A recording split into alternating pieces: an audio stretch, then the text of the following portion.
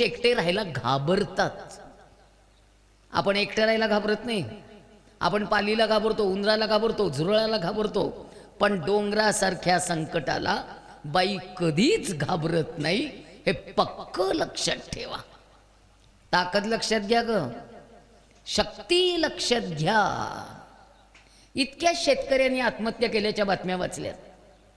एका तरी शेतकऱ्याच्या बायकोनी आत्महत्या केल्याची बातमी वाचलीत? नाही वाचलीत। कपाळ उजाड झालं, रान उजाड झालं, सगळं गाव सगळं घर उदास उदास उदास झालं। पोरं वनवासी झाली, बाई घाबरली नाही। सगळ्या बांगड्या एक केल्या, मनाला खंबीरपणे बजावून सांगितलं शेत हिरवगार करायचंय, पोरं झाली आहेत वनवासी, त्यांना शिकवायचंय, खंबीरपणे उभं राहायचंय। बाई उभी राहिली, मरून नाही गेली घाबरून। ताकद लक्षात घ्या बायकांनो, आणि बायकांनी बायकांसारखंच वागावं। मुलींना पुरुष करू नका, तिच्यातल्या सगळ्या संवेदना जाग्या ठेवा, तिच्यातल्या मातृत्वाच्या सुंदर भावना जाग्या ठेवा, तिच्यातली मृदुता जागी ठेवा। स्वामी विवेकानंद नेहमी असं म्हणतात की बायकांनी नेहमी थोर स्त्री व्हावं, बायकांनी थोर पुरुष कदापिही होऊ नये। आणि सीतेच्या आदर्शावर पाऊल टाकून चालणार असाल तरच तुमच्या शिक्षणाचा उपयोग होणार आहे, नाहीतर नाही।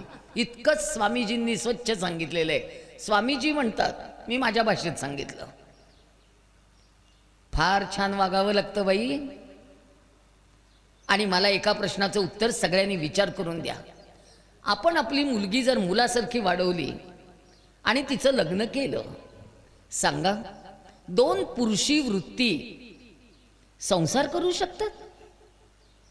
एक देवाने घडवलेला पुरुष आणि एक आपण घडवलेला पुरुष। दोन पुरुषांचे इगो आडवे येतात। मी मोठा का तू मोठी, माझा पगार जास्त का तुझा पगार जास्त, मी माझा ATM कार्ड दाखवणार नाही, मी माझा बँक बॅलन्स दाखवणार नाही, माझ्या पगारातला 1 रुपया मी तुझ्यासाठी खर्च करणार नाही। माझ्या वयाच्या बायकांनी सांगावं, दळणातले 10 पैसे बाजूला ठेवले, कुठेतरी बाजून काहीतरी बाजूला काढत पैसे ठेवले, घर अडचणीत आल्यावर तेच काढून दिले। आपण छान जगलो अगं। आता मुलींना पगारातला 1 रुपया द्यायला तयार नाही आहेत घरासाठी। आम्हाला बांगडी होती, दिवाळीत केली तर नवरा म्हणायचा अडचणीत आहे बाई, दिली काढून। आम्हाला आमचं असं काही जगता आलं नाही ग। बायकांनो, मी खरं सांगते, दोन पुरुष संसार करू शकत नाहीत।